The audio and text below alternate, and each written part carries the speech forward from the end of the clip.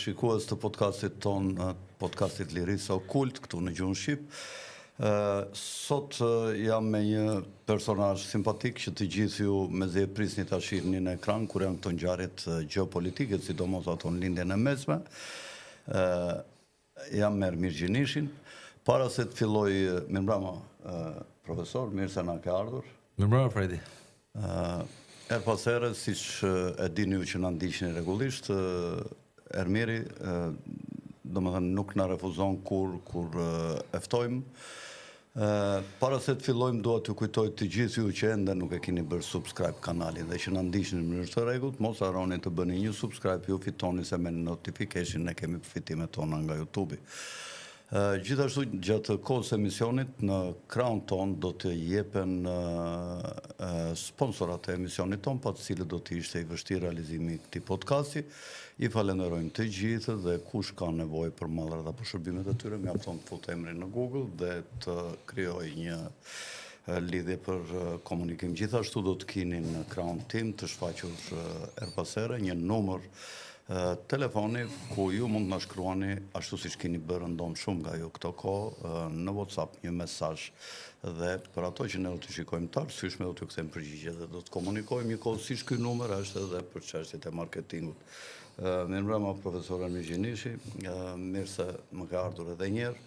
Është kënaqësi biseda me ju dhe janë shumë interesante bisedat, sidomos në lidhje me ngjarjet e brullshme që janë duke u zhvilluar tash në lindjen e mesme, ngjarje të cilat rrezikojnë të shkaktojnë një përhapje dhe zgjerim të luftës. Njerëzit kanë shumë frikë, këtu në Shqipëri ka frikë gjithashtu sepse Shqipëria ka një karakteristikë si shteti çaplyer që është që ka pranuar të vijë gjithë opozita e Iranit, të cilët ndodhen në një Maminas, mos gaboj, në Durrës, në Mansën, në Durrës dhe sot Irani ka bllokuar edhe këto komunikimet, ka filluar një luftë kibernetike me shtetin ton dhe ka bllokuar të gjitha veprimet në Bashkinë e Tiranës. Ka pasur dhe një deklaratë të shkurtër ku ata thonë që kjo po bëhet për shkak se shteti juaj ka pranuar armiqtë tanë të shtetit aktual të Iranit. Ndërkohë, dihet nga të gjithë që para një jave, është në ditën e 8 sot, më duket lufta, Izraeli pa ndonjë shkak të dukshëm, më tepër me arsyetimin ose me pretekstin, mund ta themi me plot gojë, që Netanyahu, sidomos po dhe politikanët e tjerë të Izraelit, kanë deklaruar gjithmonë që dhe një javë kohë dhe Izraeli do bëj bombën atomike. Këto janë që po thuhen që nga viti 95 nga Netanyahu, dhe një javë kohë dhe pak ditë dhe do ta bëj, dhe pak ditë dhe pak ditë dhe pak ditë, derisa dhe pak ditë kishin ngelur nga ditët kur filloi sulmi. Ndërkohë, pas një heshtje dhe një rezultati spektakolar të goditjes së parë, të ditës së parë të Izraelit, i cili prishi, shkatroi radarët dhe njëkohësisht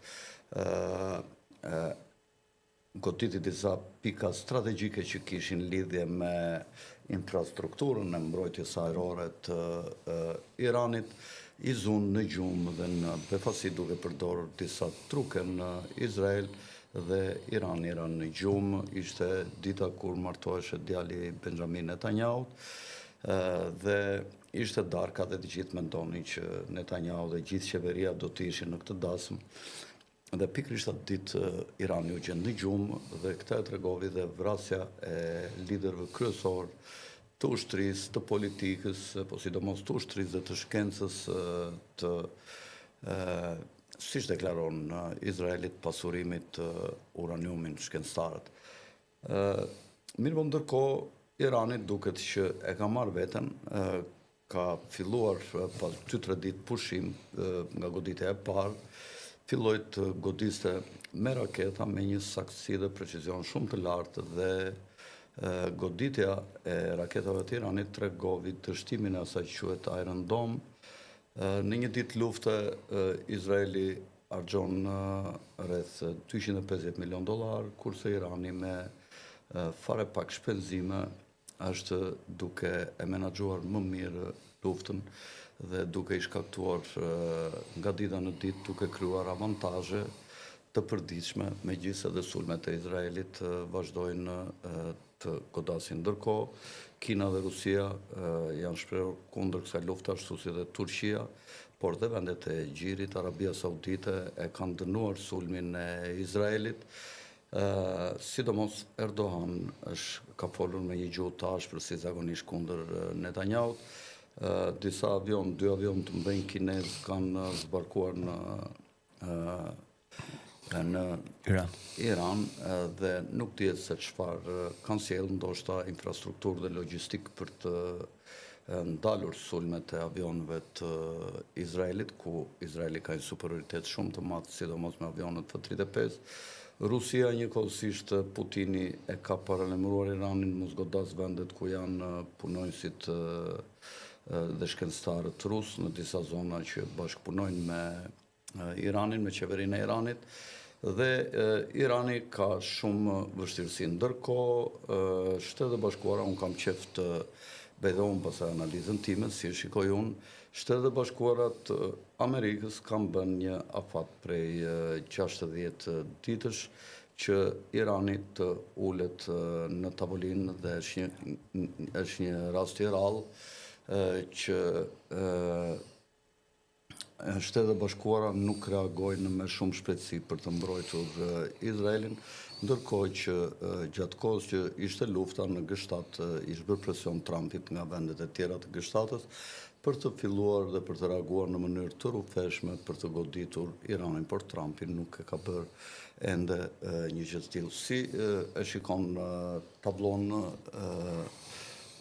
aktuale profesor, dhe si mendon ti që do të jetë e ardhmja e kësaj lufte? Do shkatrohet në njëra nga këto, do të ketë paqe, ampushim, kush do dalë më i fituar nga lufta? Atëherë, Fredi, Netanyahu është... Apo lufta mund të zgjerohet? Po, atëherë, kur flasim për këtë luftë, nuk mund ta anashkalosh një personazh kyç, i cili ka folur për luftra të tilla, për destabilizimin e gjithë rajonit. Ai është Bibi Netanyahu, që në 96-ën, kur filloi të involvohej në politikë, Bibi ka shprehur të gjithë platformën e tij. Në fakt, ndoshta nuk jemi të saktë kur themi Bibi Netanyahu gjithmonë. Është një qasje talmudike dhe sioniste, të cilët një pjesë e hebreve, duhet të thënë kryesisht e djathta ekstreme dhe ajo sioniste judaiste, e kanë pasur gjithë jetën. Janë burime, janë ideologji të cilat burojnë nga Talmudi, nga libri i tyre, nga tekstet e tyre. Shumë nga këta janë dhe ateist në fakt. Gjysma. Duke përfshirë dhe themelusin, babain ky Artur. Herzl ka qenë ateist. Megjithatë, ai ishte sionist. Nuk ishte judaist, por ishte sionist. Po sionist mund të jesh dhe ateist. Po pra, mund të jesh dhe ateist, mund të jesh mund të mos jesh hebre, mund të jesh gjuish. Patjetër. Ajo është një tjetër debat pastaj. Kush është Bibi? Është debat i madh. Megjithatë, ta marrim një qenë në realitetin. Ata sa fare, po ti shikosh ADN-n e kanë të përzierë të gjithë. Po, janë analizat e ADN-ve dhe është ashtu si thoni. Megjithatë, Izraeli është një fakt. Çështja është kjo, Fred. Aty ka gjuish të verdh kinez, aty ka gjuish afrikan të zi. Ç'lidhje kanë ata me Bibi që është i bardh, polak, komplet. Me Bibi që ose me Mojsiu. Bjond si mirë. Okej, është debat tjetër. Atëherë si shohim Fredi, e para një herë që është një kaos që kanë pasur gjithmonë, sidomos qarqet ultraortodokse, po themi, për krijimin e Izraelit të madh.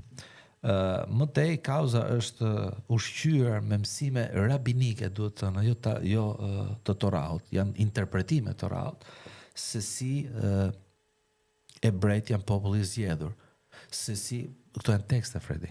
Këto janë tekste. Izraeli matësh toka premtuar. Në këto tekste shkruhen gjëra të çuditshme, Fredi. Në këto tekste shkruhet që një hebrej nuk mund të udhëhiqet nga një jo hebre. Që do thotë vetëm ne, po, akoma mos e gojim.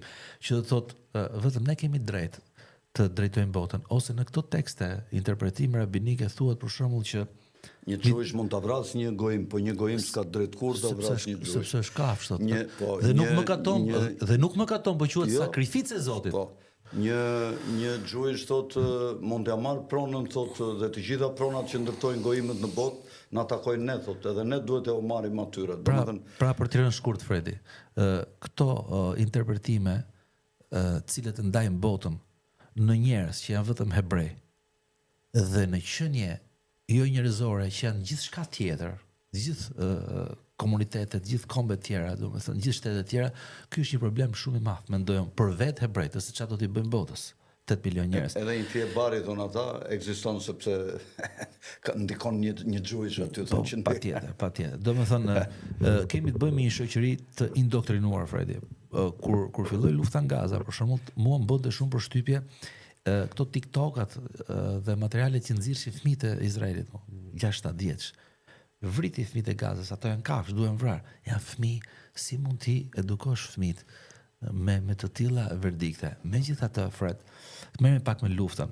Tham që është pjesë e hartës Izraelit të madh. Bibi Netanyahu ka bërë qartë se do ndryshojë gjithë lindjen e mesme. Po ky është teksti politik që përdoret, po ai ka nxjerrur hartën. Ai faktikisht nuk tenton të ndryshojë lindjen e mesme, po të krijojë Izraelin e madh. Mbi lindjen e mesme. Ktu e kanë gjithë ushtarët e kanë. Të gjithë ushtarët e kanë. Dhe çudia e madhe është, Fred, që ne jetojmë në një botë demokratike, që flasim për ligje ndërkombëtare, flasim për soverenitet, flasim për integritet, kupton? Dhe rasti i Izraelit është jo. Me pak fjalë po mundohem them që lobigjet e fuqishme të Izraelit kanë arritur ta kenë këtë lloj imuniteti, paktën në aspektin politik. Domethënë, sot ti quhesh antisemit nëse thua diçka për një izraelit në Europë. Ja, po nuk quhesh folur ne, quhesh antisemit, po ti nuk quhesh në Amerikë. Po ti nuk quhesh antisemit për shembull nëse thua po të njëjtat gjëra për palestinezët. Po. Ndërkohë që janë popull semit. Domethënë izraelitët po themi këto lloj lobinjesh, sepse siç e the ti, gjysma e Izraelit janë popullat laike. Netanyahu ka një qeveri që jeton, që ka një koalicion, po themi, që rrin në qeveri për shkak luftrave që u bën, sepse është minorancë në mbështetjen popullore. Edhe para se të fillonin sulmet e Iranit, Tel Avivi dhe qytetet mëdha ishin mbushur me protestat qytetarëve apo jo.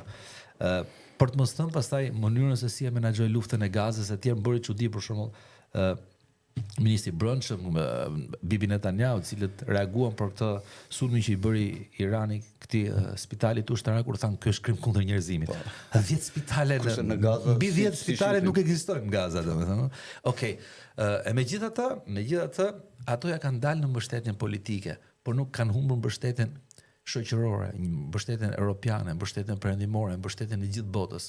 Nuk ka ndodhur asnjëherë, Fred, në të gjitha llojet e konflikteve që janë bërë lidhjen e mesme, që perëndimi, po flasim populli, qytetarët e lirë të bëjnë një refuzim kaq të madh kundër politikës së Izraelit. Si e mendojmë luftën, po themi? Madje vetë shumë gjuhësh që janë me mend në kokë që janë sionistë, se ka shumë gjuhësh që janë sionistë.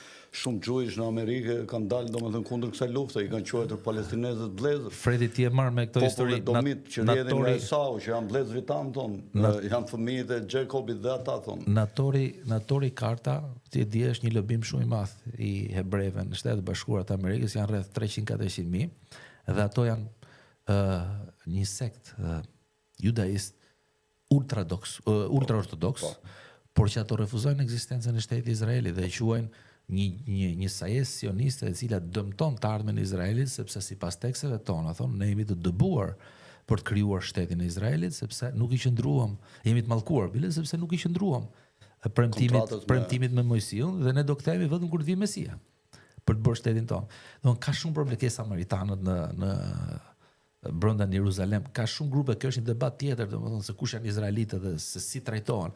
Ato që drejtojnë Izraelin sot nuk janë izraelitët, po janë vetëm nuk janë hebrej. Janë vetëm ashkenazët. Po janë ashkenazët që erdhën nga lindja, nga Rusia. Këto e dominojnë, po flas jeta politike, jeta ekonomike, jeta ushtarake. Të gjithë hebrejt që kanë ardhur nga gjithë bota tjetër, megjithëse janë më të vjetër se sa këto, megjithëse janë hebrej. Për shembull, ti si thu dot hebrejve të Etiopisë dhe të Yemenit, me të cilin lufton. Është komuniteti hebrej më i vjetër në Yemen. Që jetojnë sot e kësaj dite, kanë Toraun e vjetër të tyre në Fred. Toraun e vjetër. Ti nuk i thua dot atyre nuk janë hebrej, megjithëse në shoqërinë izraelite, këto kanë dominuar ashkenazët. Ka qenë një mbretëri shumë e fuqishme në shekullin e 7. Sheba me Davidin. Po, në Yemen e qeverisur nga xhujsh. Po, është shkruar edhe në Bibël historia, domethënë edhe në tekste të tjera. Pra po thoja këtë që Izraeli krijoi një shtet, po krijoi një shoqëri me kasta. Dhe këto kasta përplasën njëra më tjetrën pikërisht në çështjen themelore të ekzistencës Izraelit, në etnin dhe judaizmin, sepse është një komunitet etno-religjioz, apo jo. Megjithatë kthehemi, ky është debat i madh, kthehemi pak te lufta, Fred. Thash që në fillim të herësh ishte një projekt talmudik që frymëzohet nga ide talmudike dhe sioniste. Çfarë po ndodh, Fred?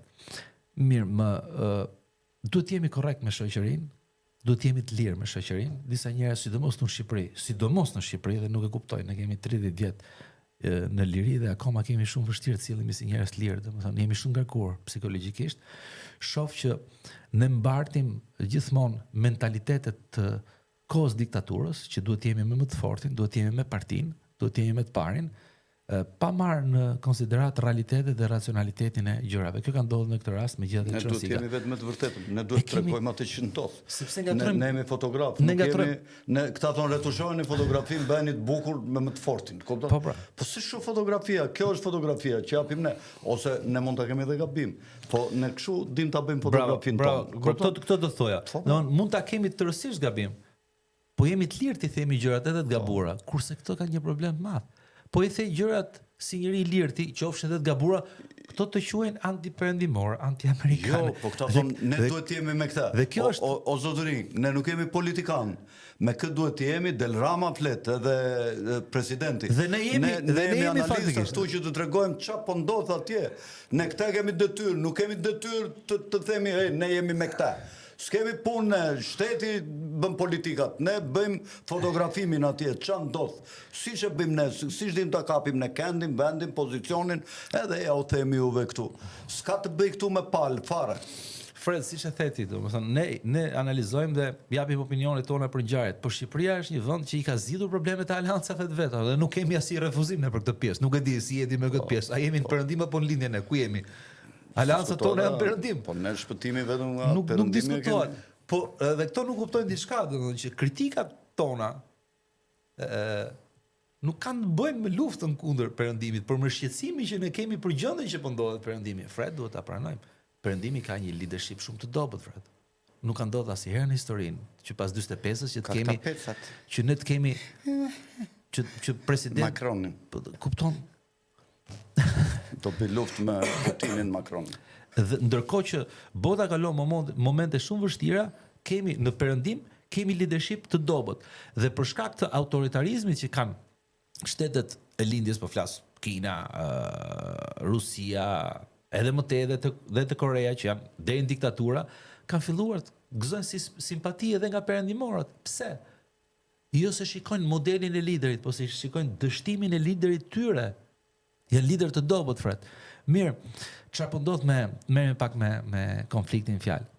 Nuk e di pse sa herë që vi këtu te ty kanë dëshirë të hapen pafund, domethënë nuk mblidhem dot në nuk futem dot në temë kështu. Si duket kemi presione shumë dhaja për të thënë gjërat e vërteta dhe ky. Do të themi shumë gjëra për një herë dhe se ky është podcast i lirisë dhe s'ke frikë ti thuash edhe s'di çfarë thuash më parë. Po, Fred, çfarë po ndodh, Fred? Duhet të themi disa gjëra. E para një herë siç e përmendë ti më herët, Irani ra pre e një manipulimi, duhet të themi. Sigurisht që është dobësia e Iranit dhe shërbimeve të Iranit. Mos harroj që ishim në valën e 5 të takimeve që u bën Shtetet e Bashkuara të Amerikës me Iranin në Oman, në përpjekje për gjetur një marrëveshje me Iranin, dhe pikërisht 2 orë para se sa të ndodhte sulmi, ambasadori i Shtetet e Bashkuara të Amerikës në Izrael tha që shkroi në rrjetet sociale nuk do ketë sulm të Izraelit. Pra nga një anë Shtetet e Bashkuara të Amerikës negociojnë me Iranin për të bërë një marrëveshje, nga ana tjetër futet Izraeli dhe godet Iranin. Tash pyetja është kjo, dhe unë nuk dua t'ja përgjigje. A e dominon Shtetet e Bashkuara të Amerikës Izraelin apo Izraeli ka lobinje të forta në shtëpinë e bardhë dhe del mbi to? Okej. Iku e para. Pyetja është retorike, Fred. E dyta, ashtu siç thatë dhe ju, ishte një sulm spektakolar i mirë organizuar i Izraelit me shërbimet e tij. Më e çuditshme ishte që brenda Iranit ato kishin arritur të krijonin bazat e tyre dhe shumë sulme që ndodhen ditën e parë ndodhen pikërisht nga këto baza brenda. Janë arrestuar një 400-500 vet bashkëpunëtor të Mossadit në Iran, janë zbuluar 2-3 baza që prodhoheshin dron, dhe kjo është çudi e madhe, prodhoheshin dron brenda Iranit dhe godisnin. E vërteta është siç e përmendë ti 16 orët e para ishin fatale për Iranin dhe Iranit nuk i fale, tregoi një nivel të ulët sigurie, megjithëse dihesh se me kë ishte në konflikt me Izraelin dhe forca e Izraelit dije, por gjërat kanë ndryshuar dhe këtë duhet ta themi, Fred. Nuk është e vërtetë që Izraeli e ka hapësirën ajrore iraniane në dominancë të plot, sepse këto janë koncepte ushtarake. Izraeli ka një flotë, siç e përmendë ti, tu i filluar me avionet F-15, 16, 22, 35, janë elita e aviacionit botror. Dhe ka arritur të ketë sukses 170 avion. Me gjithë F-16. Ka arritur të ketë një sukses të jashtëzakonshëm. Por nuk është dominancë, sepse nga Irani çdo ditë nisën raketa dhe përfundojnë tokën izraelite. Kjo është. Janë 2 modele të ndryshme, Fred, të luftës. Këta godasin me avion, dhe këta godasin me raketa. Kjo është, domethënë, dhe nëse do bësh një analizë asimetrike, do bësh qëndrime të gabura. Para se të vija këtu, po dëgjoja një nga i vetmi shqiptar ndoshta që bën një analizë perfekte, Kolonel Demiraj, nëse ju kujtohet, një analizë perfekte. Ai ka shpejt do ta kemi të ftuar edhe këtu në emisionin tonë. Bën mirë të flasësh gjatë më sa është. Dje kam komunikuar me kolonelin dhe më ka thënë që Fredi do bashkëpunojmë dhe do komunikojmë bashkë. Është një personazh për mua super profesionist. Është super profesionist, Fred, ai flet vetëm si profesionist. Dhe po dëgjoja një analizë që kishte bërë. Se ti je në ato pozicionet që është ai dhe të përpiqesh të tregosh të vërtetën është pak e vështirë. Shiko, ka shumë njerëz, Shtetet e Bashkuara të Amerikës nuk janë vetëm presidenti Trump dhe Biden. Janë vend i lirë Shtetet e Bashkuara të Amerikës, Fred. Ke sa dush njerëz që bëjnë analiza, mund të shikojmë ne jemi njerëz që merrem me këtë pjesë, ke sa dush analiza, mos merr vetëm verdiktin zyrtar, se zyrtari është ajo që është gjithmonë. Pra po thoja që po ky është një instancat ushtarake, është pak e vështirë. Patjetër. Por është njëri akademik, është njëri që boton libra, shkruan libra, ka referenca. E solla rastin e kolonelit për të sjellë një rast brenda nesh shqiptarëve, Fred, për treguar aq sa kemi mundësi tyre ambientit tonë mediatik shqiptar. Bënë njerëz lirë, njerëz. Ne nuk prishim aleancat, nuk kemi si qëllim të shkojmë në aleancë me Kim Jong-un, zotëri. Po jemi të qetësuar dhe është e mira që t'i themi të vërtetat se i bëjmë mirë vetes një herë. Të mos themi që Izraeli është goditur me raketa. Jo, ju që doni Izraelin dhe perëndimin, Izraeli nuk ka ngrënë asnjë raketë. Irani është duke shkatruar, në Iran janë njerëzit më të ligjë në botë. Izraeli janë njerëzit më të mirë në botë dhe po përpiqen të shpëtojnë në botën duke vrarë.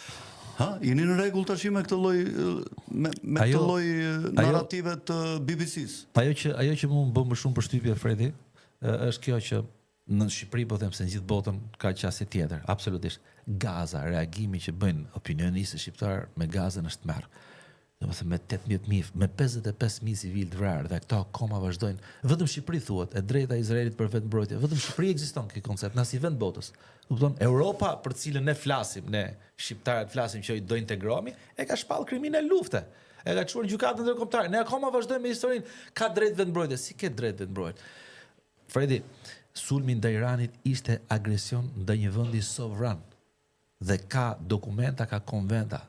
Kombet e Bashkuara, prekja e integritetit dhe sovranitetit quhet akt terrorist dhe agresion. Sulmet që bën Izraeli ndaj spitaleve, ndaj mjekëve, janë akte terroriste. Janë akte terroriste, më ka definicione. Megjithatë të largohemi përballë këtij manipulimi dhe kësaj propagande të vështirë, po them fare. Si do shkojë lufta, Fred? Për te momentit parë, unë them që sipas dita të dhënave, Irani e ka tejkaluar atë gjendjen e shokut. Ka reaguar. Nuk ka ndodhur asnjëherë që nga themelimi i shtetit Izraelit 48 deri sot që të goditen qytetet izraelite duke filluar nga Tel Avivi, nga Haifa, nga veriu në jug, nga Nakabi, tani që po vija në emisionin tonë, është godit pothuajse të gjithë Izraeli, nga veriu deri në jug. Dhe ajo që është e çuditshme, janë 3 milion njerëz që duan të ikin, më po janë mbyllur portet dhe nuk e lejon Izraeli të largohet. Bile po ju bën thirrje dhe atyre të tjerëve që janë jashtë të vinë atë dhe unë rrezik, mirë po janë 2 milionë e gjysmë njerëz që po përpiqen të dalin edhe po ikin, duan të ikin në Kipro. Me pak fjalë, aty ka çuar Izraeli flotën e vet aviacionit civil. Në Kipro ka lënë gjithë aviacionin civil. Megjithatë, ajo që po thuaj është kjo që ekuilibrat e luftës kanë ndryshuar.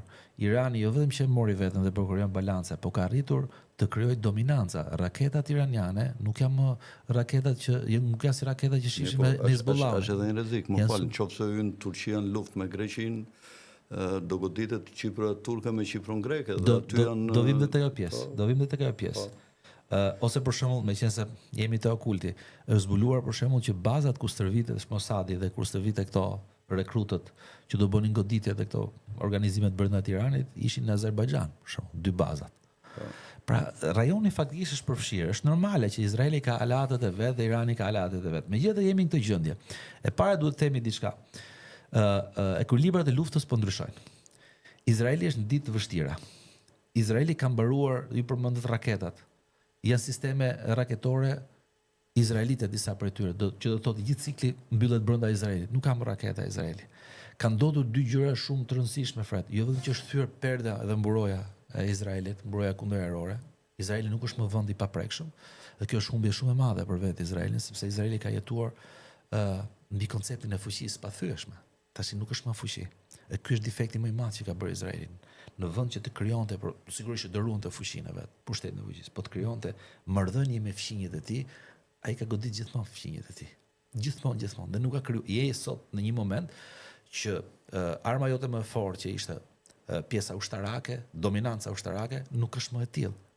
Dhe ti me të vërtetë që Izraeli sot është një pikpyetje të madhe ekzistenciale dhe kjo duhet pranuar. Ktu janë sinqert paktën te kjo pjesë ato.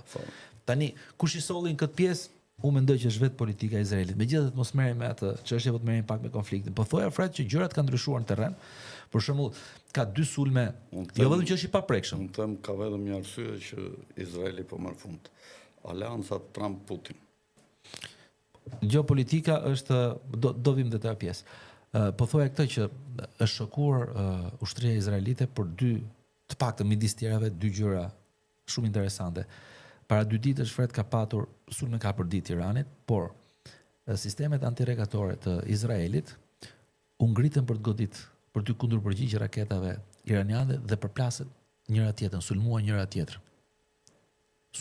tjetrën, ndërsa dje një raketë që lëshua në Bir Seba, quhet. Janë përfshirë britanikët në mbrojtjen kundërerore të Izraelit nga anijet e ndryshme që kanë godasin. Patjetër. Siç po them, ndërsa dje kjo çfarë quhet? Sulmi iranian dje në Bir Seba me një raketë bëri që i gjithë sistemi antirekator mbrojtës i Izraelit mos funksiononte, nuk u dha as alarmi, jo më kundërpërgjigje. Dhe në Izrael po bëhet një hetim shumë i madh. Çfarë po ndodh me sistemet tona mbrojtëse? Flitet, dhe këtu është pjesë konspiracioni tash, që Irani mund të ketë marrë ndonjë armë me një teknologji të lartë nga Rusia që ka bllokuar funksionimin e këtyre dhe ka ndodhur, domethënë. Mos e ka marrë nga Trumpi. Siç ishte edhe rasti i Pakistanit me Indin, se kjo që edhe rasti Trumpi është super lojtar, asnjë se kupton do Trump. Siç ishte edhe rasti i Pakistanit me Indizë, që nxori jashtë loje gjithë sistemin indian dhe hodhi 5 avion që ditën e parë do të tërhoqë India. Megjithatë, përtej kësaj çfarë po ndodh, duhet të themi edhe një të vërtetë tjetër. Teksa po mundohemi të lexojmë shpejt disa gjëra të pathëna ndoshta në mediat shqiptare, Fred. A ka mundësi Izraeli ta thyejë Iranin kurrë? A ka mundësi Shtetet Bashkuara të Amerikës vetëm me goditjet e B-57-s, GBU 57U, bombën e madhe afër 14 ton, të shkatroj tecet bërthamore të Iranit, nuk i shkatron dot. Një nga debatet që ka bërë presidenti Trump në mbledhjen e fundit me këshilltarët e sigurisë, ka qenë pikërisht kjo pjesë. Presidenti u drejtua këshilltarët vet, a kemi mundësi të shkatrojmë tecet nëse do ndërhyjmë me këtë bombë? Dhe përgjigjja është jo, sepse ato janë shumë thellë, Fred, dhe nuk janë vetëm pingull. Pra me pak fjalë, u fillua lufta paktën në retorikën politike. Ku e ka problemi Irani fare se do t'i godasin atë qendrën. Lufta s'bëhet për nuk preket fare. Lufta bëhet për ta shkatruar Iranin, për t'i dëbuar ata nga lumi Tigër në Ufrat t'i edhe matan. Këtu është tërqëllimi të bëhet Izraeli mat. Po i marrim me radhë, Fred. Shiko, Trumpi me Putinin, shko sa bukur vepruan. E vetmja mënyrë që Izraeli ta fitoj luftën është goditja me bombën bërthamore të Teheranit. Mirë po, Amerika ja ka ndaluar. Me po ata nuk pyesin për Amerikën sepse kanë atë lobin e tyre të fuqishëm gjuish në Shtetet e Bashkuara. Tash Trumpi çam më rifet zgjodhi bashkë me Jinpingun. I thanë të dy, dhe Trumpi dhe Jinpingu i thanë Izraelit, qofse të jetë bombën bërthamore, ne do të shkatrojmë për 5 minuta gjithë Izraelin. Kupton, do të godasim dhe ne me armë bërthamore. Pra, Trumpi ka futur këta dhe ky nuk e do të me bombën bërthamore. Futi Pakistanin. Më kupton, ka futur Pakistanin. Dhe nga ana tjetër Amerika nuk po hyn në luftë dhe nuk do hyj. Dhe unë kam thënë në emisionet e mia që është testi general i Trumpit. Nëse Trump është me këta apo është kundër këtyre. Dhe tregoj veten, unë thash nuk do hyj në luftë. E kam thënë ditën e parë që filloi lufta, kam 2 emisione. E kam bërë zgjimi i madh, është pjesa e dytë e emisionit, aty kam thënë, unë them që bazë që Trumpi nuk do hyjë në luftë dhe do ta lërë ashtu siç e lanë në Siri. Pse këta nxituan e përmbysën Al-Asadin pa erdhur Trumpi në pushtet? Sepse e dinin, po të kishte ardhur Trumpi, të ishte Al-Asadi në Siri, nuk do ishte përmbysur Al-Asadi. Dhe në vitin 2016 tha s'arritën dot ta përmbysnin, sepse këta nuk e menduan që Trumpi do fitonte. Menduan se do fitonte Hillaria dhe i lan punët në mënyrë normale, thënë. Këtë që do lëm ne në mes ta Obama për të shkatruar Sirinë, këtë që ndodhi 4 vjet më vonë, do ta bëj, thënë, Hillaria. Mi po fitoj Trumpi, s'u dolën llogarit. Dhe Trumpi ç'a bëri? U tërhoq nga sipërmarrjet e veta në punët e Siris dhe lejoi Rusin të hynte të spastronte territorin bashkë me Turqinë. Erdoani që deri në atë kohë kishte bashkëpunuar me MI6-in dhe me CIA-n edhe me Mossadin për të shkatruar Sirinë, Erdoani i tha Trumpi, ti tha nuk do bashkëpunosh me këta, tha, po ti do mbrosh Asadin, që të ngelet Asadi në pushtet. Asadi ngeli në pushtet, me po këta nxituan edhe të gjitha shërbimet sekrete në kohën e Bidenit, pa erdhur Trumpi, nxituan dhe e përmbysën. Dhe kjo është fitoria më e madhe e sionistëve. Nuk është lufta e kur të kishin fituar me Iranin. Pa fituar mbi Sirin, ata nuk do mund të godisnin dot Iranin sot, se s'kishin nga të kalonin me avion. Patjetër. Ndërkohë që pjesa e madhe e sulmeve po kalon edhe nga hapësira ajrore e Irakut. Edhe Iraku është i pakontrolluar, ku kalon sulmet e izraelitëve. Megjithatë po thoja Fred, jemi në këtë situatë. Shtetet e Bashkuara të Amerikës janë atë pozicion që thatë ju pak më herët, dhe unë bashkoha me ty, që Shtetet e Bashkuara, e kam thënë dhe unë para një jave, që nuk do ketë sulm Shtetet e Bashkuara të Amerikës. Maksimumi, hyrje luftë madhe nuk do ketë, maksimumi mund bëhet në një goditje në prag të një marrëveshje 3. Me sa unë po kuptoj është që presidenti Trump po pret që të rritet presioni ndaj Iranit, tulen përsëri në tavolinë dhe secili me kushte të reja, ku brenda kushteve të marrëveshjes të jetë një farë garancie për Izraelin që palët që edhe Bibi dali fituar, sepse Bibi ka humbur luftat, Fred. Bibi ka humbur me Hezbollah. Bibi ka humbur luftën me Hamasin, Fred, pavarësisht se është kretir. E dini ju që çdo ditë në Gaza bëhen 60 deri në 70 operacione të Hamasit, një grup militar i paorganizuar fare që jeton me armë që i prodhon vet, artizanale, nuk e ka fituar luftën, Fred. Sepse lufta është shumë e thjeshtë, më burr. Ka 2 vjet e ca që lufton dhe përditje vriten ushtarët, kaq është. Ndërkohë që vetëm Iranin gjatë kësaj periudhe gati 1 javore ka 2500 sot. Ministria e Shëndetësisë Izraelit deklaroi kemi 2500 plagosur izraelit nga sulmet e Iranit. Tash këtu ne vazhdon akoma parrulla popullin këm, partia mballë, thos ka bërë si dëm, domethënë. Harrojeni këtë pjesë, më sepse nuk i ndihmon as Izraeli, gjithë ato që mendojnë që nuk i ndihmon Izraeli duke thënë vazhdo. Vetë Izraeli është problem. E pe se ç'i ndodhi Ben Gafirit kur dolin popull, më. Që ju sulën hebrejt na ke gënjur, i thanë, po, tha se nuk kishim informacion, nuk e dinim që ishin, ata merr mendje që nuk e dinte Mossadi se çfarë kishte Irani. Irani Çako ka deklaruar që akoma nuk i ka fut në lojë armët e veta strategjike. Vetëm raketa Sigil për shembull, që ka 2-3 ditë që ka dalë, është super e saktë. Raketat balistike. Po, hipersonike. Dhe ka bërë goditje, nuk e ka pas një radar. Imagjino çfarë mund ndodhi. Pra me pak fjalë, ideja që po shkatrojmë armën bërthamore nuk ekziston. Ideja që po e mposh Izraeli, po furnizon dhe Kina, se Kina furnizoi Pakistanin kur e sulmoi India. Dhe i rrezovi gjithë ato avion francez, çan ato avionet. Vetëm me teknologjinë kineze, Po, me teknologjinë kineze. Rafalet me ato. Po, Rafalet ran 5 sopa, 6 sop. Po patjetër, mos sepse është antar i BRICS-it, është themeluesi i BRICS-it Irani, Nuk është pastaj është BRICS plus. Pastaj Kina 90% gazit dhe naftës Iranit e merr Kina po. Po Kështu kanë dakord. Po e mbrojti në luftë do t'ja shes Kinës 90%. Jo, tani e bën tani sepse ka embargo Irani, nuk shet dot çdo vend botës e merr Kina. Ke dy marrëveshje strategjike ushtarake ndërmjet Iranit, Kinës, Iranit, Rusisë, që janë bërë vitin 2023-2024. Po.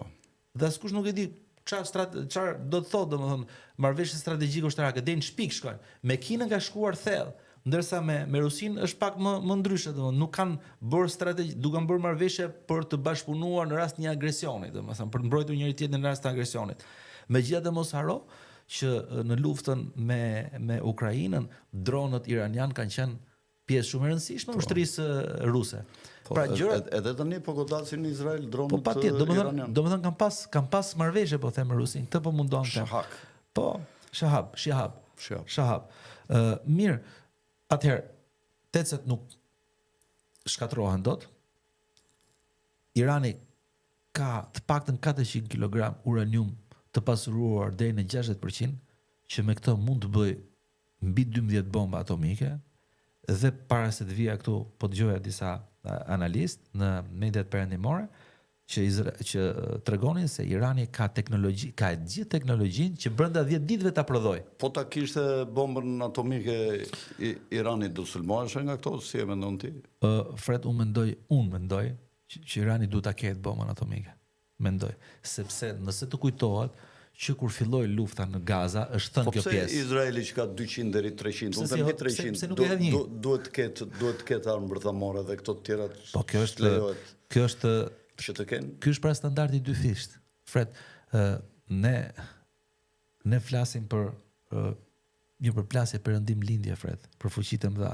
Po arma e perëndimit nuk ka qenë avioni, nuk ka qenë raketa. Arma e perëndimit ishin vlerat, ishin drejtat e njerëzit, ishte demokracia, kupton? Dhe këto lloj degradimesh na kanë sjellë në këtë pikë. Nuk ke, domethënë, perëndimi shikohej si idhull edhe nga vendet e lindjes. Rusia ra sepse shikonte perëndimin. Midis tjerave, shikonte perëndimi model, pavarësisht krizës që pati brenda vetes vet, apo jo, dhe munduat të shkonte aty. Por degradimi dhe standardi dyfisht e ka vënë pikpyetje sistemin e vlerave tona europiane, dhe kjo është e vërtetë, Fred. Domethënë, ku ka ndodhur ndonjëherë që në Shtetet e Bashkuara të Amerikës ke 3-4 palë zgjedhje që diskutohet, a pat apo s'pat vjedhje, a u fut apo s'u fut dora, është numër 1 i demokracisë botërore, sepse për vendet e tjera europiane, dhe duhet ta themi këtë pjesë, Europa shumë mbrapa, Fred. Europa jo vetëm që shumë mbrapa, jo vetëm që është pa përgatitur, jo vetëm që s'ka vendimarrje, jo vetëm që burokracia po e ndrysh Europën, po e defaktorizon pafund. Kush është Europa sot?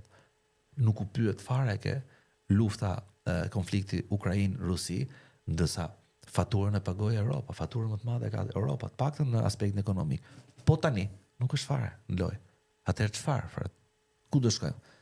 Irani ka të sa flasim për aspektin ekonomik. Irani për shembull, midis gjërave të cilat ka deklaruar, nëse Shtetet e Bashkuara të Amerikës, ju thash që më fal se po hapem shumë.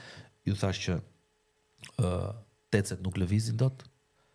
Ju thash sistemi i ajetollave nuk bie dot regjimi, Fred, nuk bie regjimi me sulme aerore, bëj sa dush, Fred. Po s'futet këmbësorin poshtë, nuk bie dot regjimi. Mbaroje historia dhe ti ke të bësh me një popull 100 milion njerëz. Sot për herë të parë sot në Iran janë zhvilluar protesta gjigante, po i shikoja para se të vija këtu. Nuk e pas një stacion.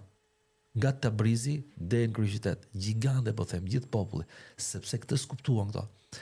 Pak kënaqësi që kishin ndaj regjimit, sulmi që erdhi nga jashtë, bravo. Sulmi që erdhi nga jashtë bëri efekt të kundërt, mos haro, Fred, që ti flet për një kundërshtarët janë detar. Po patjetër, kurse nuk ata kanë konflikte me sistemin e vet, po nuk pranojnë një fuqi të huaj ta shkatërroj vendin. Mos haro që ato e pan shumë mirë ku shkoi Sadami, ku shkoi Iraku, e pan shumë mirë ku shkoi pranverë arabe.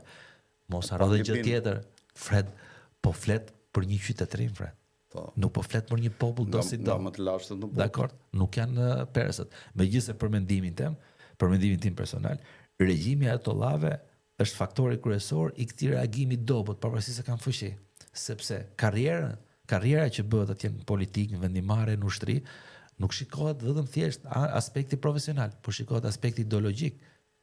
Se sa shihit dhe sa i lidhur je ti me me qeverinë islamike shiite të Iranit, me shtetin islamik. Shiko dhe kjo pjesë. Është pothuajse si karriera jonë në vitet para 90, kështu që kjo ndje edhe nga forma reagimit. Ëh. Megjithatë, Netanyahu përpoq që ti ngrinte këta. Po e pash, bëri thirrje disa herë. Të shpëtoni nga. Po edhe këta të Meku ton këtu, se ne e kaloi çik herët, e kaloi kështu përcip të atë pjesën. Meku jon Fredi, unë kam thënë dikur, edhe gjithu turën si gjithmonë në Shqipëri. Ne kemi Meku organizonte sulme kibernetike për institucionet shtetërore iraniane nga Shqipëria, Fred. Këtu nuk bëhet fjalë për thirrje në Facebook, hajde ngriuni, këtë e gjë tjetër. Organizoi sulme kibernetike dhe Irani e bëri të ditur disa herë këtë pjesë. Kupton? Unë kam fol disa herë në televizion. Zotëri, bëjni thirrje këtyre njerëzve. Këto kanë ardhur në vendin tonë dhe kemi bërë mirë sepse kemi edhe ne detyrime për lajët tonë, po këto nuk mund të merren me aktivitet politik nga Shqipëria. Të tillë. Sepse kjo vjen sigurisht tonë kombëtare në rrezik, domethënë. Dhe ky është problemi. Ndërkohë që Shtetet e Bashkuara të Amerikës, nëse të kujtohet, kanë hequr dorën nga këto të Mekut. Sepse Bideni në ditët e fundit të tij e tha qartë, ne nuk e shohim Mekun si një opozitë mundshme për të zëvendësuar regjimin. Mbaroj kjo pjesë.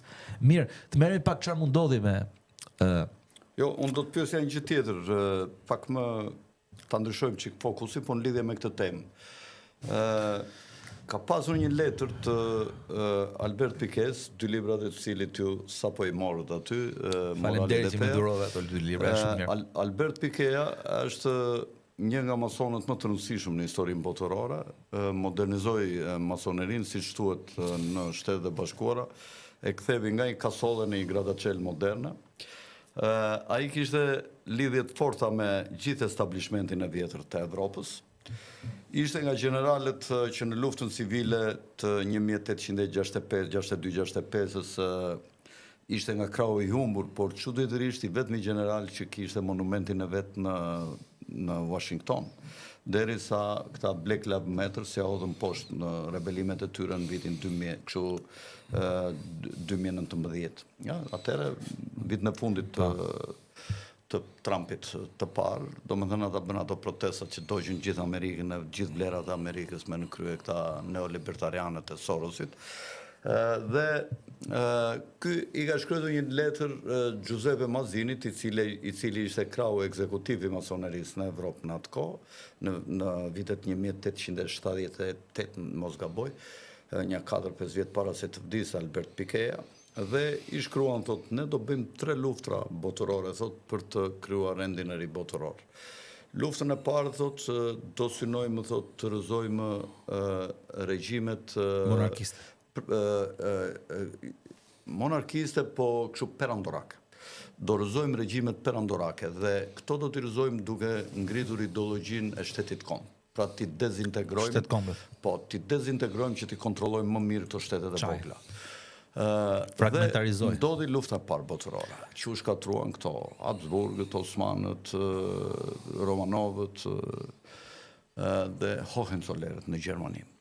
Dhe pastaj do bëjmë një luftë të dytë, thanë. Do krijojmë një ideologji të nazizmit në Gjermani dhe një ideologji komuniste mbas luftës së parë botërore në Rusi. Këto të dyja do t'i quajmë si ekstremet majta dhe të djatha dhe do t'i futim në luftë kundër njëra tjetrës. Dhe do t'i shkatrojmë të dyja. Dhe do të krijojmë një ideologji tjetër që është sionizmi, të cilin do t'ja kundërvejmë islamit. Dhe do t'i futim në luftën e tretë botërore, islamin kundër sionizmit. Dhe përsëri do t'i shkatrojmë të dyja. Dhe pasaj, mbas kësaj lufte të tmerrshme ku do shkatrohet si islami ashtu dhe jehudizmi, ne do të krijojmë ateizmin. Dhe duket sikur deri tash kanë dalë të gjitha këto parashikimet e Albert Piquet, deri tash. Mos janë duke u shkatruar të dyja dhe mund të ndodhë në një zgjerim i luftës ku perëndimi dhe lindja rusët dhe kinezët me Iranin ty një konfrontim të madh dhe gjitha ajo territor aty të shkatrohet si islami ashtu dhe jehudizmi, pra ky parashikimi Albert Piquet, apo mundet që lufta në Rusi mbi Dnjepër duke u larguar gjithë polakët kanë ikur 6-7 milion mbi Dnjepër dhe vendi ka ngelur bosh. Tokat kanë qenë kryesisht shtetërore mbas rënies komunizmit dhe mos duan t'i zhvendosin aty dhe të krijojnë atë shtetin e vjetër kazarian në marrëdhënie me Putinin. Ne të lejojmë të marrësh derë në Dnjepër, ama mbi Dnjepër ta marrim ne. Ka një Domethënë i shikoj të dyja këto dyshimet. Ka një konspiracion të shkruar që në vitet 80, Fred, që është diskutuar në gjithë perëndimin dhe ka pas dalë në media programi ose projekti për të krijuar një shtet izraelit, jo ku është Izraeli sot, po aty ku thatë ju, nga Odessa në perëndim në kufi me Polonin. Po. Ajo pjesa aty bëhet fjalë, domethënë. Dhe me Rumaninë. Mirë. Me atë shiko. Çfarë quhet ai shteti tjetër aty ngjitur me Rumaninë? Shiko pak, po të them këtë Fred që patjetër që fuqitë mëdha dhe të gjithë lobet kanë është Hungaria aty lart mos ka bëj. Janë lart fare. Kanë lobet e tyre Fred dhe kanë dhe projektet e tyre. Por unë nuk po shoh. Edhe kanë filluar kanë shkuar 300.000 gjuish në këto territore. Po. Mbi ka shumë. Fred, nëse kanë ikur 300.000 të pasur që po blen tokat aty. Nëse Izraeli lejon hebrejt tani me këtë situatë, gjysma e hebrejve ikin u burr. Vetëm në kohën e Gazës ikën 500.000 hebrej, që si ishte asgjë fundi fare. Çfarë rreziku po i bënte Hamasi Izraelit. Ikën 500.000. Po kuptuan ata që do hapesh loja, kanë qenë më të zgjuarit. E para dhe e dyta, mos harro diçka tjetër më Fred. Izraelitët kanë arritur një farë jetë luksi, po them. Në çfarë kuptimi? S'kan qenë shqetësuar, nuk është mësuar izraelitit jetoj pa kondicioner u burr. Bën jetë luksi izraelitët, mos e mendoni kështu. Janë shoqëri që kanë mbi 50.000 dollar të ardhura në vit për frym. Është shteti i fuqishëm Izraeli. E ka buxhetin mbi 500 miliard. Është një nga perlat e turizmit 20 herë më të madh se Shqipëria. Po çfarë është? Duke pasur tre fishin e banorëve. Dhe mos merremi pastaj me nivelet e larta të teknologjisë, është elit në botë Izraeli. Në teknologji është elit në botë. Apo shërbime, domethënë Izraeli nuk është shtet do si do. Por unë jam dakord me ty që ashtu si u krijua, ka dhe projekte të tjera.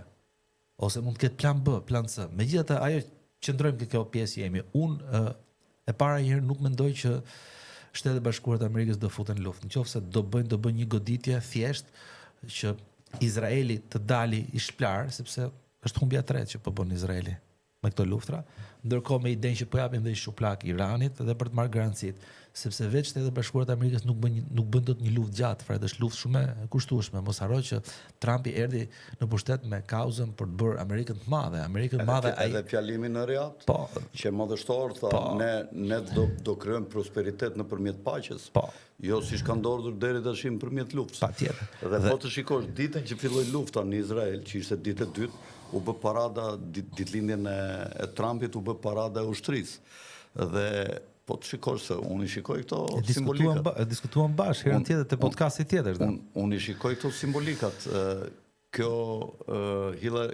më fal gruaja e Trumpit, Melania, ishte përpara dhe Trumpi edhe ecte me hapat më të shpejt, kurse Trumpi ecte me hapat të ngadaltë dhe rinte mbrapa. Kjo mua më duk si në lojën e shavt, ku mbreti lëviz vetëm nga një kuti dhe lëviz nga dalë. Kurse mbret e resha bën lëvizje më të shpejta, më të gjata dhe mbron gjithmonë mbretin. Dhe ai unë e mora kështu që ju dha mesazh jo këtyre, se unë këta i quaj proxy war izraelitët për City of London, për degën. Ata janë shtet personal i familjes Rothschild. Le çfarë thon këto, jo Izrael, s'ka Izrael, ka shtet të Rothschildëve. Dhe në City of London Rothschildët, kur filluan luftrat napoleonike dhe lufta parë botërore, ndihmuan familjen Windsor, që t'i fitonte dyja luftrat me lekë. Edhe i thanë, edhe ne tash duam të kemi dhe ne një plasdarm tonin të fuqishëm, një shtet. Edhe krijuan idenë në shtetit të Izraelit, se shumica e këtyre pralla janë gënjeshtra, i krijuan, i sajuan, i konsoliduan, shfrytëzuan ca këte ca ande dhe krijuan atë mitin e popullit të zgjedhur e tokat e premtuara. Dhe nëpërmjet saj me deklaratën Balfour, këta ndërtuan shtetin e tyre personal, që është shteti i kraut tjetër të Shqiponjës, ose kokës tjetër të Shqiponjës të City of London, që është koka e financave. koka politike, ushtarake, ekonomike është familja Windsor, koka financiare është familja Rothschild, e cila krijovi Izraelin si një shtet të fuqishëm që dhe ata të tregojnë që jemi dy shigjeta të mëdha që mund të eliminojmë dhe të likuidojmë këdo në botë. Dhe tashi goditja që i bën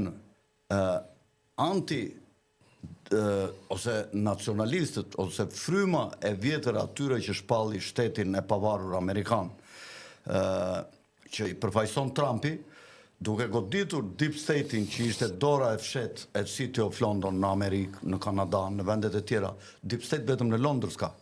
Deep State ka kudo në çdo vend të botës dhe Deep State-i nuk është gjë tjetër veç se dora e fshehur e Londrës për të kontrolluar atë vend. Dhe tashi goditja, lëvizja që simbolike që tregoi Trumpi atje ishte ju kam zënë shamat nëpërmjet këtij lloji imazhi, domethënë i tha City of London. Ju kam zënë shamat, tha. Tashi tha Izraeli është i mbaruar, humbi gjitha projektit tuaj për të ndërtuar një Izrael të madh, ju tha Rothschildëve, dhe këtu nuk do ketë Izrael të madh, këtu do jemi ne që do jetojmë në një aleancë të madhe, kam fituar kombet, kam fituar popujt. Unë kështu e shikoj. Është duke rënë Illuminati. Fred, lufta do vazhdoj. Të bëj një të njëjtën përfundim, po pa përdorur të njëjtat tekste? Po. Bashkohemi në të njëjtin përfundim? Kisingeri para se të ndahesh nga jeta, në moshën e tij 100 vjeçare. Monstri Kissinger thuaj. Bëri një parashikim të jashtëzakonshëm për Izraelin. Tashmë është vonë. Gjithçka ka marrë fund. Po, është e vërtet. Kjo është e madhe. Po. Do të thënë, çështja është kjo që unë bashkohem me ty që Izraeli po kalon ditët e tij më të vështira, ditët e tij më të mira. Izraeli jo vetëm që nuk krijon dot hartën e re të lindjes. Këta i mundi Heritage 2025. Janë 300 OIF-et amerikane që janë OIF-et e nacionalistëve që sollën Trumpin në pushtet. Tentuan me Reaganin, s'realizuan dot se ishin shumë të fortë Deep State-i. Tashi me Trumpin i dhanë një goditje në mandatin e parë, tashi janë duke shpartalluar. Unë këtë mendoj që do bjerë City of London. Izraeli, thashë do them të njëjtat, jam pjesë më të madhe mendimit me ty, por do përdor tekste dhe argumente të tjera. Të thash Kissingerin, po të them të tjetrën. Netanyahu jo vetëm që nuk e ndryshon dot hartën e lindjes mesme për të krijuar Izraelin e madh, po harta e lindjes mesme po krijohet, po ndryshon dhe Izraeli do rri ndoshta më i vogël se ç'është. Izraeli ka vetëm një mundësi fatkeqësisht për të mbijetuar dhe absolutisht tu janë të saktë kjo pjesë. Janë në nivelin mbijetese. Të krijoj urgjentisht marrëdhënie, po bëjmë një analizë racionale. Marrëdhënie të qëndrueshme paqe me gjithë fqinjet e tij. Në qoftë se nuk do ta bëjë dhe këtë herë, nuk do ketë mundësi.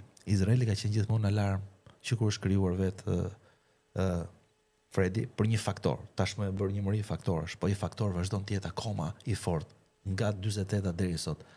Izraeli ka armiku më të madh demografin për rreth. Demografia është problem shumë i madh. Mënyra se si bëhen konfliktet ka ndryshuar, se si po bëhen luftat ka ndryshuar. Nuk ka më as në Ukrainë, as në konfliktin e Ukrainës, as në konfliktin që kemi tani, nuk kemi më ushtar, Fred, ke parë ushtar ti? Lufta po bëhet pothuajse kompjuterike sot. Po prit se është akoma fillimi. Jam dakord me atë që thash që Shtetet Bashkuara të Amerikës në momentin më të mirë vetëm do godasin, por nuk do të pushtojnë. Janë të rrezikuara, bota është në alarm. Ngushtisa e Hormuzit, të cilën e dominon dhe e menaxhon Irani. Plani i Iranit është që nëse ditën e parë që do goditet nga një forcë e tretë përveç Izraelit, ai dominoi ngushtisën e Hormuzit. Të minosh ngushtisën e Hormuzit, Fred do të thotë që ti të bllokosh 35% të prodhimit naftës botës, sepse ke Kuvajtin, ke Katarin, ke Emiratet e Bashkuara, ke Saudinë e tjerë, gjithë që dalin nëpërmjet Hormuzit. Këtë nuk ta lejon askush në botë. Shiko, megjithatë një pyetje kam për ty. Me ato pyetje që ti ke qef. A shliruar presidenti Trump nga Deep State? Totalisht? Këta e kishte gurin e provës. Unë mendoj që presidenti do ta tejkaloj. Është një nga njerëzit më të zgjuar në botë. Shumë njerëz thonë që Ai çfarë thot në mëngjes, çfarë deklaron në mëngjes, nuk e deklaron në darkë. Jo, ai çdo gjë bën me qëllim. Retorika e tij nuk është diplomatike, është retorik biznesmeni. Ai kërkon ti ngatroj që të gjithë presin që ai tes në një drejtim, ai ecën në një drejtim tjetër dhe bën deklaratën tjetër më vonë të kundërt me atë të parën. Kjo skemë dekonspiruar tani. Këtë punë ka bërë gjithmonë. Kjo është një taktikë e jashtëzakonshme. Rrit presionin dhe arrit aty ku merr atë që do. Në platforma X ajo dhe para luftës një 2 javë 10 ditë para nxori disa foto të vetat me shpata nga këto të këtyre lojrave të kalamajnëve që janë me batmane, me kështu si batmane, si kështu me shpat, edhe bëndet disa deklarata të çuditshme. Momenti po vjen, jemi duke këta sionistët kujtonin se i nxirrte që po vjen momenti që t'i biem Iranit sepse i mashtronte, kupton, që jam me ju, do t'i biem, do me kështu, mi po në fund i mashtrovi dhe tregoi që momenti po vjen për të goditur City of London. Dhe shumë njerëz mendojnë, thonë, se ne analizojmë kështu në këto kuptimin e dukshëm për njerëzit, që Netanyahu bëri këtë, Netanyahu bëri atë. Netanyahu është një miush i vogël në skenën botërore, është një plesht i vogël që e komandojnë City of London, që e komandojnë Rothschildet, ai nuk ka fuqi fare, më beso. Është AIPAC-u, Kongresi Botëror Çifut, ku shkon Rama, sa herë vetë Rama me këta takohet. E keni rrit shumë Ramën dhe ju, por tash e keni bërë antar Kongresit të dashur. Jo antar, takohet me këta. Po mundohet bëri një deklarat. Mundohet tash, okay, edhe një flasim realisht, edhe një kryeminist në shtetin e vogël mundohet të ketë aksese, por pavarësisht se si e shesin, nuk ka shans. Rama është politikan më i suksesshëm në historinë e Shqipërisë. Po në këto lloj tavolinesh. Në kuptimin që krijoi lidhje të fuqishme, asnjë nuk është ngritur kaq lart. Absolutisht po. Por harroi Skënderbeu që nga Ilirët merr. Skënderbeu ka gjë tjetër. Lidhje, po lidhje. Ishte vetë faktor dhe aktor. Rama është aktor, nuk është faktor. Mirë, dakord, po në atë kohë bota ishte e vogël, Venetiku ishte si mi fuqishmi dhe Roma kishte pak lidhje me ata. Megjithatë në Shqipëri mundohen kurse me Anglinë për shembull që ishte shteti i fuqishëm nuk kishte lidhje, me Francën që ishte shteti i fuqishëm në Mesjet nuk kishte lidhje, kurse ky ka krijuar lidhje, domethënë këto duhet ja njohim këto merita. Patjetër, po do ka krijuar lidhje shumë të fuqishme. Të ftoi kreu i neoliberalëve, si babai, si biri dëshmitar në dasëm. Kjo është një gjë e madhe. Shiko, kur tha ky Demiraj, koloneli me që e përmendet ti. Se ju me mendoni që Sorosi është kreu liberalëve botror. A nuk ka mundësi që ka mundësi që edhe ky të jetë një lojtar? Po lojtari atyre është frontman është unë atë. Ai çam kritike kjo pjesë, shiko, që të merrni vesh. Kur e tha ky kolonel Demiraj, tha Rama tha, vjen takon tha këta ta AIPAC-ut tha, më besoni tha, unë e thesha vazhdimisht tha, kupton? Po më diesha atë. Dhe kur e tha ai, shumë njerëz më pyesnin mua, tha ai koloneli se ai nuk e tha AIPAC, po se si e tha AIBAC. Edhe më theshë mua, kush është ky AIBAC? Më tha mua që vetë takon Rama. I thash unë, çfarë është ky AIBAC më? Ku e vrava mendin tash, mos është AIPAC. Tha po tha AIPAC, e dëgjuan ata dhe më thanë mua, po i thash ajo më që kam të unë Kongresin Botëror i Çifutëve. Me ata përfaqësuesit atyre shkoni takon dhe ka ku ti çoj. Fred, kjo është vërtet. Ku do të investoj me këta është i lidhur. Fred, që të jem shumë shkurt. Kjo është shumë e vërtet. Që Rama ka arritur të krijojë rrjetin e tij të bashkëpunimit me aktorë të rëndësishëm. Kjo është e vërtet. Por që njerëzit pro pushtetit në Tiranë e frynë dhe e bëjnë këtë lloj marrëdhënie dhe ngrenë Ramën në nivelin e liderit botror është qesharake. E di pse nuk mund të jetë Rama në ato nivele, se Shqipëria është një vend i papesh, pa potencial. Po të kishe bërë një Shqipëri të fortë Rama, po të kishe qëndruar tek faktorizimi i elementit shqiptar në Ballkan, brenda një dore do ishte ndryshe. Ne që po flasim shteti shqiptar, që kur jemi krijuar ndoshta pak më herët fatet tonë, luftën kemi bërë, ne aq sa kemi bërë, po fatet tona janë vendos jashtë Shqipërisë apo jo. Dhe vazhdojnë të bëhet e njëjta lojë. Kjo tregon që akoma nuk ke faktor, nuk ke pra faktor. Domthon ideja që Rama patjetër ka marrëdhënie, po ideja që ta glorifikojmë dhe ky është nuk ta afron se nuk ka shans. Jo, nuk kam vërtetën. E kisha tek pushtetarët, tek analistët e pushtetit. Glorifikimi bëhet për njëri që ka simpati, unë s'kam simpati për atë si politikan i brendshëm fare. Po kisha tek analistët e pushtetit që glorifikojnë e bëjnë çdo lëvizje të tij, ta thash fillim të herës. ky ka lidhjet e veta, servilat. po nuk ka kurrë sepse ky Servilat dhe përfitues. sepse ky vetëm kollitet Fredo, ky nuk ka kapacitet për ta kuptuar lojën e madhe, se s'është politikan. E çfarë bënte në festa e Partisë Socialiste? I theshte këtyre servilave ylli Rakipit, se kush ishte edhe një tjetër atje nga këta servilat gjoja që kanë emisione të panshme. Edhe i theshte këtij servilit, o ylli e dim që si e me ne bor pa frokte, mos riashtu e kështu do. Kupton çfarë nivele sheti? Bente ca teatro me batuta. Fred, ti mua flet për ai pakun dhe shiko çfarë nivele shtua është gjithë ky po çfarë thumë, s'ka shans fare. Bën ai foto kështu. E mori ylli i bëri fresk në ato emisionet e veta të pa ekspozuarit 3 ditë para, 2 ditë para zgjedhjeve. E mori i bëri fresk gjëra kur e kritikonte atje një lëpirës që shkon nga e majta në të djathtë, nga e djathta në të majtë, vetëm për përfitimet e veta personale. Mirë, Ermir, ka kaluar kështu si me të qeshur rreth një orë. Ka 2 gjëra të fundit që duhet i them. Po, patjetër, me kënaqësi. Sot është trojka sepse ishim në konflikti. Dhe thash që smundja ime kur vi këtu është që dal nga tema gjithmonë. Hidhem në çështje që ti nuk i shtrom, sepse jemi ngarkuar, duam flasim pafund. Sot kemi 2 zhvillime që duhet i ndjekim, mendoj. Është takimi i Trojkës Europiane me delegacionin e Iranit që ka filluar sot. Një iniciativë për ta ulur tensionin dhe për të gjetur një rrugdalje, që tregon edhe sensin e europianëve pavarësisht pesës që kanë për të bërë një zgjidhje diplomatike. Nga ana tjetër, presidenti Trump ka ofruar 2 javë kohë që Irani të reagojë dhe është i gatshëm që tulen bisedime me Iranin nëse heq dorë nga programi bërthamor. Vetëm për këtë pse e ka lënë për 2 javë? E kupton? Ndërkohë kush fiton duke u shtyr lufta dhe 2 javë? Kush fiton, Izraeli apo Irani? Këtë po them pra, ndërkohë që për 2 javë ato që tregohet nuk ka tregova. Izraeli s'ka marrë. Ato raketën kurse Irani po furnizohet. Ato raketën që ra dhe nuk e kapi asnjë, akoma nuk e dim përgjigjen pse. Ato që ndodhen në 2 qytete të tjera që u nisën raketat e Iron Dome-it me godit sulmin e raketave balistike iraniane dhe përplasën me njëra tjetrën, nuk e di askush pse ndodhi, vazhdon kjo teknologji që të futet Fred. Ti përmende raketat Koston e Izraelit fillim të herës. Unë po them këtë që raketat që përdoren në sistemin mbrojtjes Izraelit fillojnë nga 2 milion deri në 14 milion. Një raketë. Dhe nuk ka më. Aktualisht është keq. Kurse raketat e këtyre shkojnë 20 deri $30,000. Dhe këto i prodhojnë vetë. Dhe askush nuk e di se sa raketa ka Irani. Askush nuk e di. Numri saktë. Pra, ajo që duhet të thënë është kjo, Fred. Irani e ka mposhtur Izraelin, Izraeli nuk e mposht dot Iranin pa ndërhyrjen e një fuqie tjetër. E vetmja fuqi që është dhe ka qenë gjithmonë janë Shtetet e Bashkuara të Amerikës. A do pranoj presidenti Trump të sakrifikojë Make America Great Again për ta futur Amerikën në luftë? Unë besoj jo. Po a do bëj një zgjidhje që t'japi garancitë Izraelit? Po. Unë mendoj që do ta bëjë një zgjidhje. Izraeli mbas 2 javëve, më beso. Po, patjetër. Edhe tani ka kërkuar Izraeli. Po.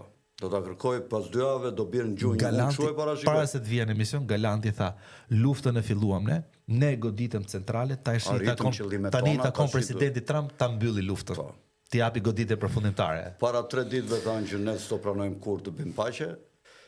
Tashi po thonë që ne filluam, ne duam ta mbyllim. Forca të imponon. Megjithatë, mos themi diçka tjetër, Fred, se kjo është okult podcasti, domethënë që nuk do ta mbyllësh. Nuk kemi folur fare çfarë fiton Rusia dhe Kina në këtë konflikt. Ato janë fituarit më të mëdha për mendimin tim. Nuk duhet ta zgjas. Edhe gjeopolitikisht i ke komplet në territor. Nuk kanë qenë Fred. Po. Nuk ka pas ndikim. Po. Ka pas biznes Kina. Po. Tërsa tani e ke këtu. Pakistani ka qenë aleati më i madh i Perëndimit dhe Shtetet e Bashkuara të Amerikës. Sot është aleati më i madh i Kinës. Rendi ri botror po përmbys aleanca. Afganistani është kontrollohet nga Kina. Komplet. Domethënë, rendi ri botror po përmbys aleanca.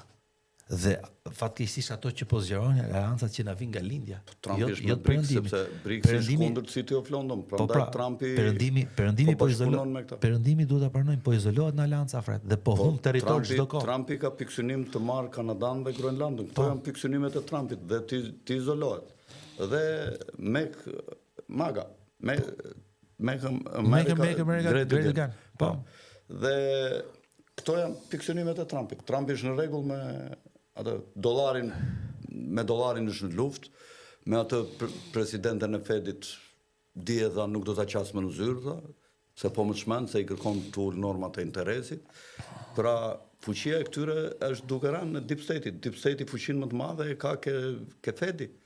Ky është duke goditur dhe duke izoluar dhe duke marrë kompetenca gjithnjë më shumë Fedit. Të shohim si do shkojë Fred, po ky vit i parë Alianca më madhe është Trump-Putin, mos e haro këta të dy, po nuk përmendëm me Ukrainën, po dëgjon Ukrainën, ka humbur Ukraina. Po dominojnë politikën, skenën e politikës botërore, kurse Illuminati ose Komiteti 300-ve është deri tash është duke humbur. Të shohim se lufta do vazhdojë.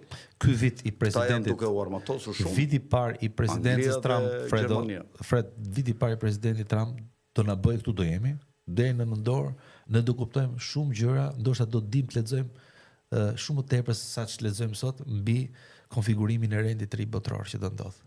Mandati president Trump viti i parë do jetë shumë i rëndësishëm. Këtu ke okult për këto, kam bërë vetë, domethënë unë kam bërë emisione nga studimet që bëj vazhdimisht, kam bërë emisione për këto çështje vazhdimisht. Dhe të ftoj të shikosh ndonjëherë, ti dëgjosh. Ti dëgjoj. Unë jam nga njerëzit që shoh okultin dhe më pëlqen podcasti. Faleminderit. Ta mbyllim këtu?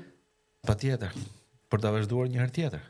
Po patjetër, në ngjarje çdo ditë ka ngjarje të vrullshme, kështu që ne për këtë punë jemi të bashkë bisedojmë, se unë këtu nuk jam vetëm për të bërë pyetje, po jam edhe për të bashkë biseduar në mungesë të një moderatori që ne kursejmë dhe unë përpiqem të bëj dhe moderatorin dhe bashkë biseduesin. Dhe Ermiri nga ana tjetër është domethënë bashkëbiseduesi nga unë Alfred Sako, natën e mirë dhe mos harroni, largoni gurin e Sizifit, është pa para, pa gjë, vetëm një klik i vogël dhe ju tregoni atë bonsensusin tuaj, sepse ndiqni emisione pa lek. Ne studiojmë dhe punojmë shumë që i themi këto gjëra këtu, jemi profesionist pak a shumë në këtë fushë, ka dhe më të mirë se ne sigurisht, por ju që punonin fushat të tjera dhe që nuk jeni në këtë profesion, përfitoni dhe mësoni se çfarë ndodh në botë nga puna jonë. Dhe e keni gratis, e keni pa lek. Kështu që i vetmi kontribut që mund të bëni është të largoni gurin e Sizifit dhe me mirësi një klik atje ku thot subscribe. Në rregull, nga unë Alfred Sako, natën e mirë dhe mirupafshim.